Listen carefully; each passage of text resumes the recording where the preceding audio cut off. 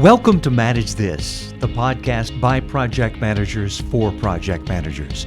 Every couple of weeks, we get together to address the topics that matter most to you as a professional project manager. Our conversations touch on getting certified, avoiding pitfalls in the business, and creating ongoing successes. I'm your host, Nick Walker, and with me are the in-house experts, Andy Crowe and Bill Yates. And guys, not to be outdone by the politicians, we have an October or November surprise of our own. Papergate. Does this rise to the level of scandal?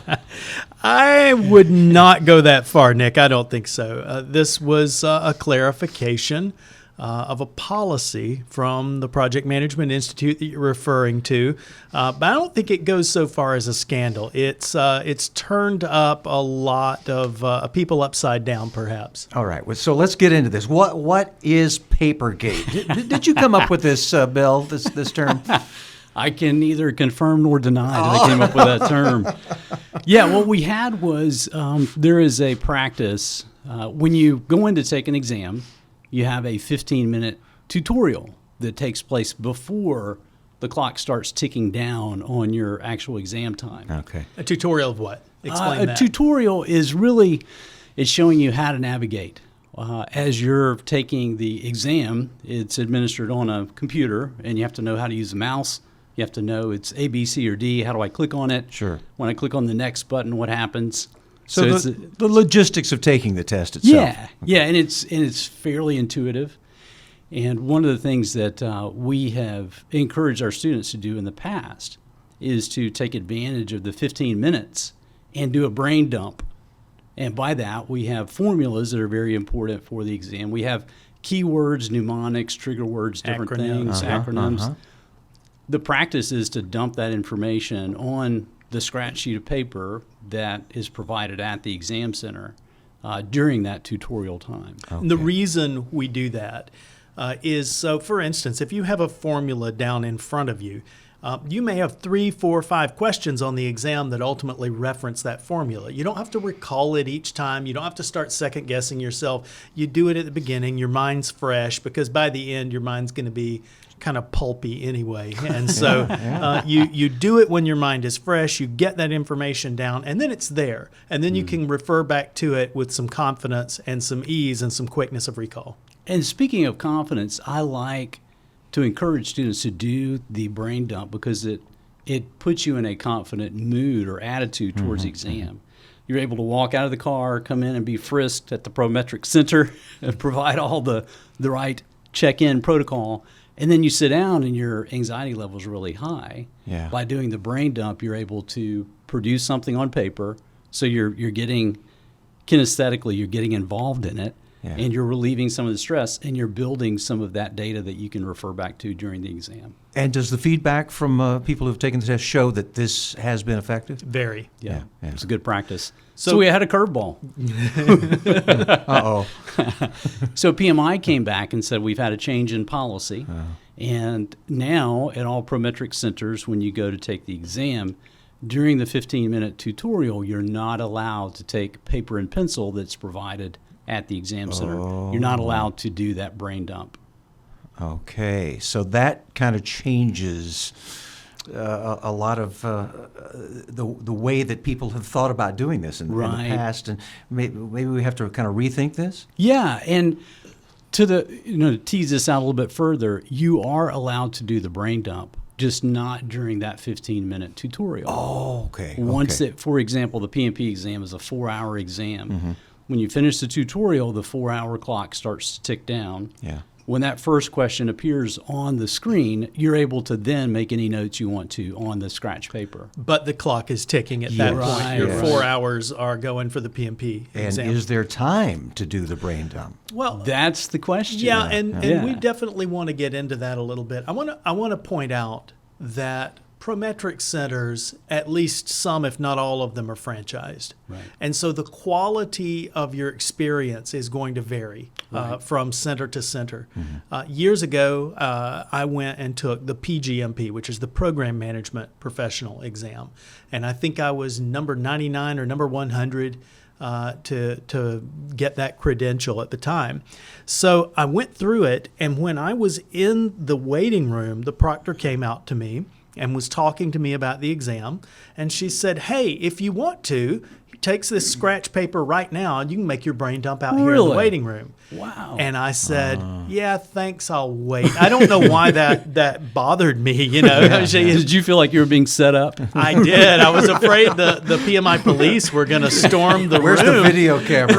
Right. The yellow suits drop out of the ceiling. So I passed. I said, "Yeah, I'll just do it when I get in there." But Wow. so you have this, this 15-minute window at the beginning. A lot of it, Nick, is a chance for people to calm their nerves and that type of thing. The tutorial itself, I guess if you've never taken an online exam before, it might be worthwhile.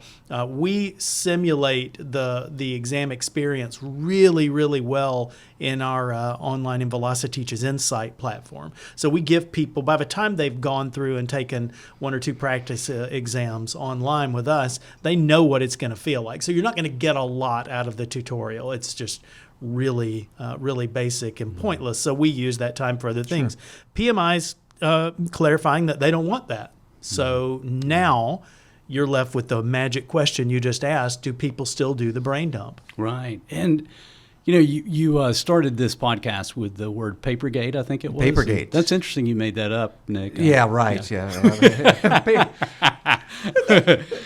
That was not my. But hey, does it fit? I mean, that's the thing. Does if it Yeah, fits? but let's get off of that for a second. So about October 25th is when we were notified through a LinkedIn group thread that this policy had changed. Mm-hmm. Now, we were hearing this from several points around the same time. We had students saying, hey, I just went to take my exam. I passed, but I had a weird thing happen to me while I was starting the exam. A funny thing happened to me on the way to take my exam. Funny thing happened. Yeah. And so we had different individuals taking the exam across the globe and giving us feedback in some cases that, hey, I was still able to do the brain dump during the tutorial. Others saying I was told up front I could not do it. Others started the brain dump and had the proctor come and take the paper from their hands. Interesting. So the rules vary, like you said. Yes. Well, let's touch on that for a moment, because the role of the proctor is an interesting one. The proctor is the person who sits in some of the Prometric centers. It's behind a one-way mirror, so they can see, two-way mirror, I'm not sure which, but they can see out and you can't see back in. Some of them sit behind a piece of glass. Some of them will go walking up and down the testing center aisles, clicking their shoes or their heels, tapping the ruler. Yeah, great. Yes, thanks a lot. So here's the thing: some proctors, just like any other job, some people are kind of laid back. They are there to ensure the integrity of the testing experience. Some of them are anything but laid back, and they care about every little thing. And so it would give them great joy to come and rip your paper up, hand you fresh sheets of paper. So you're not sacrificing your scratch paper forever. It's you can get new scratch paper, and that's true in general. If you run out of scratch paper in the exam, you can go turn it in and get new scratch paper. But the idea is some proctors really care about rules and maybe have control issues and things like that. So it just depends on what you're going to see. Yeah. And Nick, I think you touched on the important question: is it worthwhile to still perform the brain dump? Yeah. And the advice that we've given to our students since this declaration came down is that you need to evaluate that. There's great value in doing it. Sure. We've talked about the confidence that brings, and also to Andy's point, you may refer to that. Why not go ahead and produce this on the front end of the exam while your brain is fresh? You may refer to those formula or to some of the notes that you've made throughout a 4-hour exam. So there's a lot of value in that. But then there's that trade-off, and it gets to managing time. So our advice to students is you need to, again, know thyself.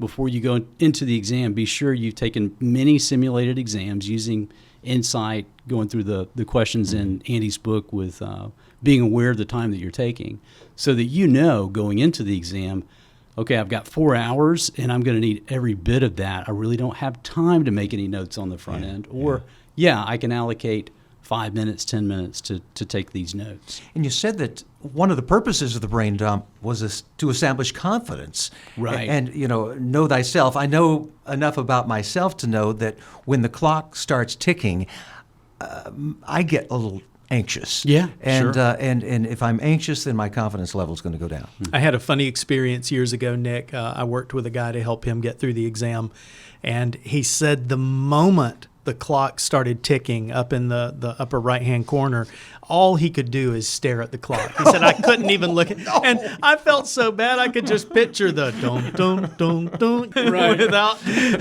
poor guy. And so the anxiety people have in this exam and leading up to it is very real, and it's not a trivial thing. I'll say this, we have a lot of chapters use our materials. We make materials, a lot of PMI chapters. I think about half of them use our materials to teach people. And so we've given this kind of direction to our students and to our customers and to people who care about this, that yes, all things being equal, if you have to give one blanket answer, the answer is yes, still do the brain dump. Do it at the beginning. Try and get it done in 5 or 6 minutes. Yeah. Don't take the full 15. But that's true anyway. It's not going to take you 15 minutes to iterate out everything you know onto a piece of paper. Yep. It should take 5, 6, 7 minutes. That will not be a time management deal breaker for most people. And anyone who's taking the full 4 hours and still not getting through the exam, unless there's a reading issue or a learning disability or something going on, you're probably overthinking the questions. Right. Yeah, that's a great point. And that's a piece of advice I like to share with people who struggle with that, which is you need to trust your instincts. You've been poring over and preparing for and trying to get in the mindset of PMI.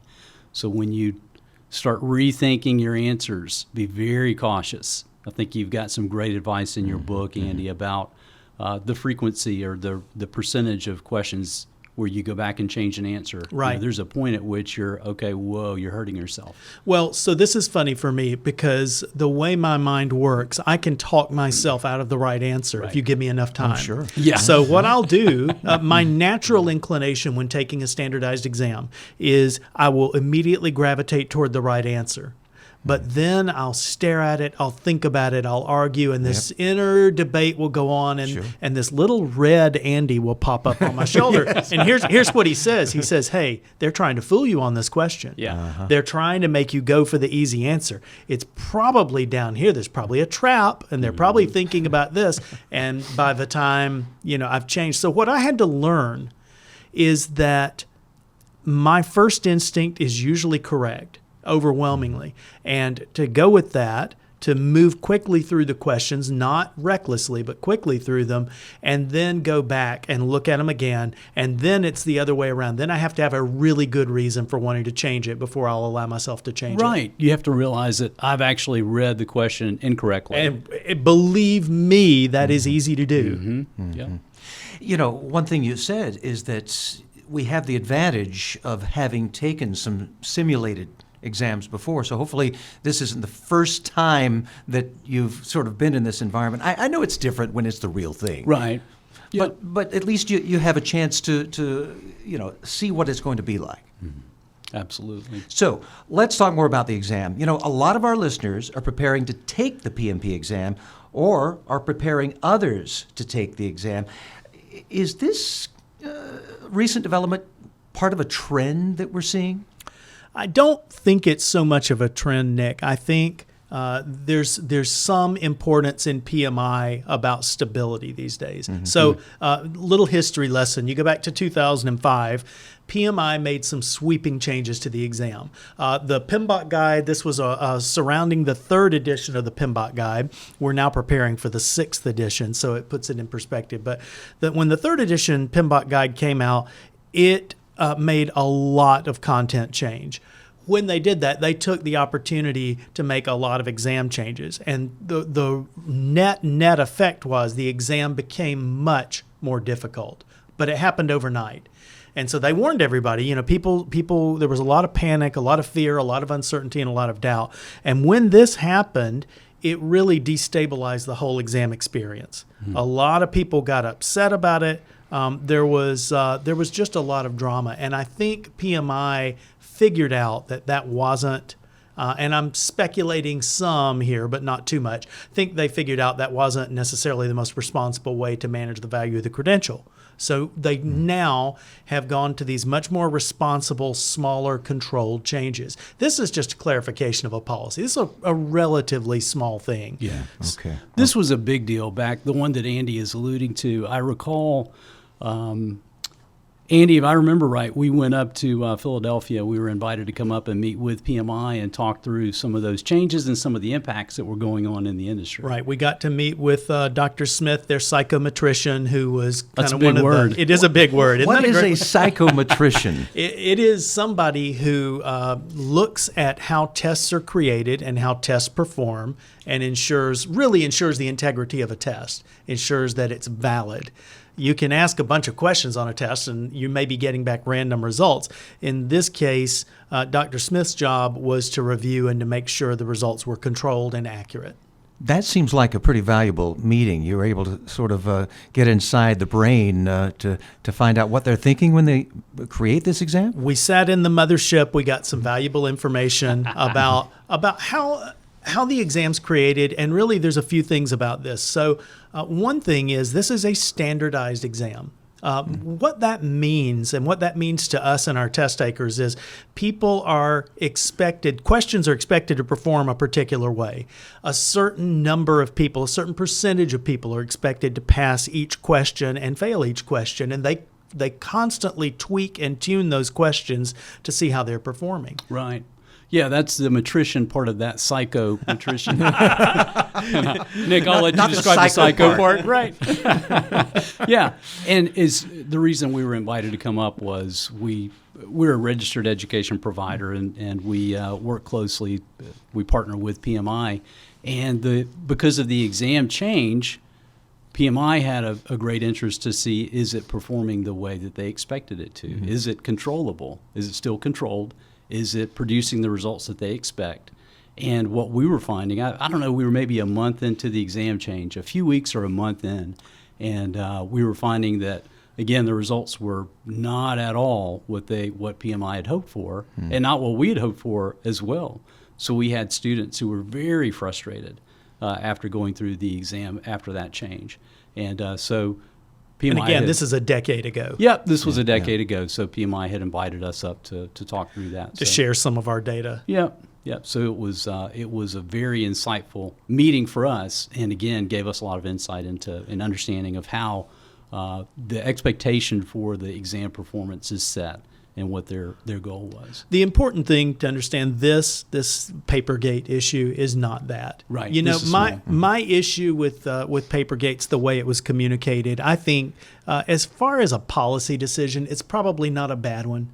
It just keeps the integrity of the time. Hey, if you're going to use the tutorial, use it for that. Even though we recommend people take advantage of it when they could, I think now that PMI's clarified their policy, that's great. You know what? Then let's keep it the way it is and use the 4 hours for the PMP exam the way the way PMI intended you to. I've taken a lot of standardized exams, as I'm sure a lot of people have, but the whole idea of sort of getting into the workings of it, getting into the science of it, is that something that the VelociTeach really emphasizes? Yeah, it really is. There's so many things that in our different materials, whether it's the book, whether it's the mobile learning, whether it's in a live classroom setting, we try to give perspective to project managers what this exam is going to look like and how it's going to perform. That's probably the biggest thing that, if I look back on our conversation today, the thing that we hate the most is for a student to go in and be surprised on the exam. Yes. And Papergate was a surprise. Yeah. And so we're addressing that and trying to be very aggressive in addressing it.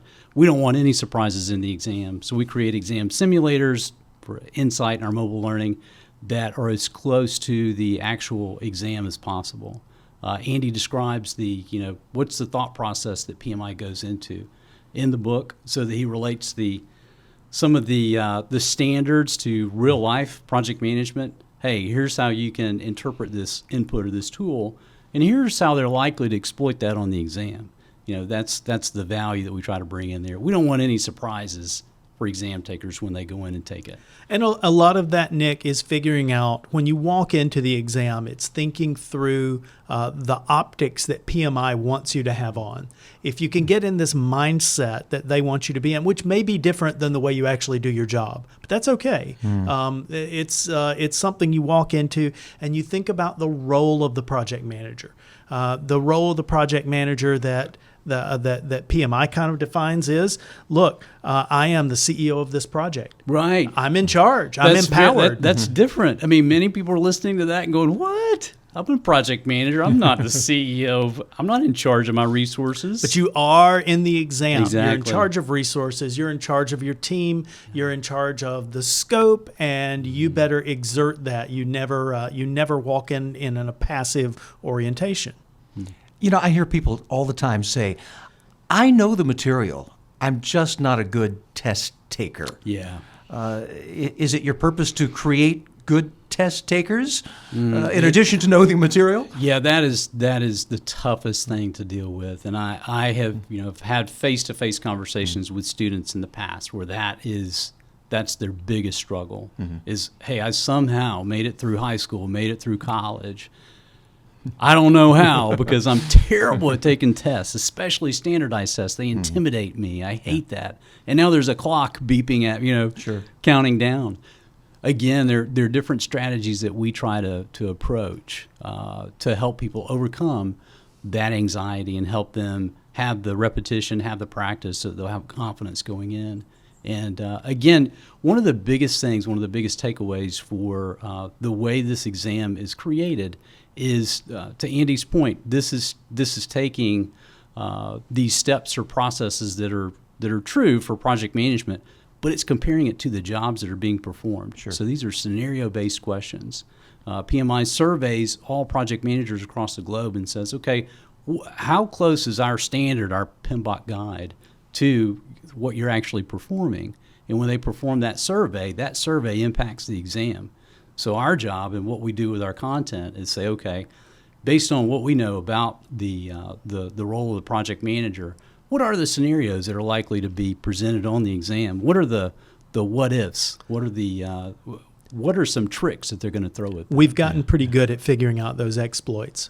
When you write as many questions as we do, you start the light comes on. Okay, here's the way to exploit this particular fact or whatever. When you were talking about standardized exams, Nick, I'm married to someone. My wife, Karen, is really good at taking tests. She gets it. Yeah. And so many years ago, I learned Spanish. I started studying Spanish and I worked very hard at it.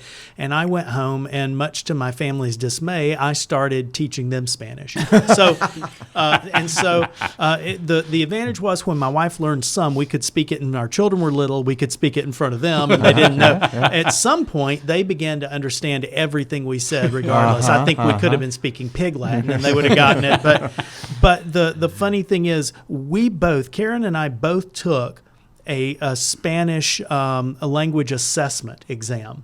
Now, she'd never taken Spanish before. 100% of the Spanish she learned from me. It was a subset of what I knew.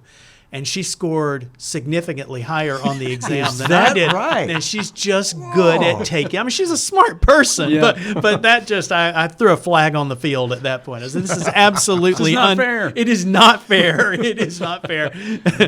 And there was no television review, for this. It was done. So, can we talk a little bit about some of the strategies that you implement, maybe just in general terms? Yeah, one of the things, Nick, obviously there's a lot of content to master. There are a lot of processes. So the processes, inputs, tools, and outputs that you need to know for project management are super important. We put, I think, the right level of emphasis on that because you can obviously, there are people who go in, who read the PMBOK guide cover to cover, understand it, walk in and fail the exam. Oh, yeah. We meet those people fairly regularly because they're still thinking about this as regurgitation of facts. Right. The reality reality is this is going to be a heavily scenario-based exam.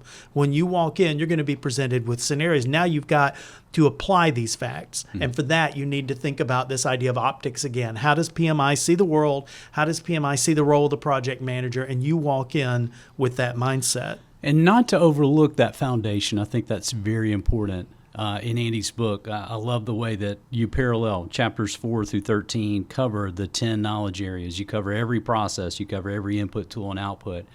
That's essential. You've got to build that foundation. Now that I have a foundation, I know I've got a strong sense of these are the different levers, if you will, that I can react to as I have a scenario that's presented to me. I have a team member who comes in, or I have a stakeholder who comes in and creates this huge change to the way that we're going about our project, or creates some kind of risk. Now, what do I do with that? You're likely going to have to choose the right strategy from that foundation. So you need to have that foundation, but yes, you're going to have probably 50% of the questions on the exam, if not more, will be scenario-based. Right. The foundation is, I like the analogy used of a series of levers. You've got tools to actually do something on your project and to affect change. And, another idea is that PMI really wants you to think proactively. Right. So the more reactive you are, the worse you're going to do on the exam. You walk in with a proactive mindset, you get in front of change. I think the technical way we put it is influencing the factors that cause change. But the idea is that you try and be in control at every step. You're not sitting there reacting, waiting for a fire to pop up and then figuring out what to do with it. You're trying to get out in front of the next fire. Yeah. And Andy, this is such a difficult thing for some students to deal with. If they've been in their career for quite a long time and their company just simply doesn't do it that way. That's not how they manage projects. They have to have that mindset for the exam. That's one of the things that, even with the exams that I took, one of the things that I had to overcome was recognize when I'm falling into that trick of, oh yeah, that seems like the easy way out, or that's probably what I would do in the real world in the job that I'm in right now. But wait a minute, PMI has a preference here where, yeah, that's a really uncomfortable conversation I need to have with a team member, but hey, they're all about dealing with things directly and having that conversation. So this is probably a better answer than these other three that may line up with some experiences I've had in the past. And not to go too deep onto this, but one of the things that you have to know going into the exam, no matter how tempting the scenario is, you will never, ever, ever get the answer right if it involves breaking the process, taking a shortcut, bypassing something that the PMBOK guide lays out. You have to follow the steps in the right order. Right. Again, you've got to know that foundation, because that's where that's one of those foundational concepts is, hey, if I'm being asked to do something that goes against this, then it's not going to be the right answer. Boy, this is valuable stuff. Any closing advice before we go here that you want our listeners to make sure they pick up? I think one thing, so I have a funny experience that happens a lot. Somebody will buy my book and then they'll write me and say, hey, do you have any other advice before I go in? And I always laugh and say, if I had it, I would put it in the book. Right, I really put everything I know in that book. But the PMP exam, How to Pass on Your First Try, will be a good resource. It'll get you through the exam. There are some wonderful simulated exams on Insight at VelociTeach that will help you as well. Well, Andy Crowe, Bill Yates, as always, we thank you for your insight. And a quick reminder, listeners, you've just earned professional development units toward keeping your project management credentials current. Whether it's the PMP, the CAPM, PMI, ACP, CSM, PGMP, or PFMP, and you did it just by listening to this podcast. To claim your PDUs, go to VelociTeach.com and select Manage This Podcast from the top of the page. There you'll find a big button that says Claim PDUs. Click there and it will walk you through the steps to get your free PDUs. Well, that's it for us here on Manage This. We hope you'll tune back in on December 6th for our next podcast. You can always visit us at VelociTeach.com/ManageThis to subscribe to this podcast, to see a transcript of the show, or to contact us. And tweet us at manage_this if you have a comment about the podcast or a question for our experts. In the meantime, keep calm and manage this.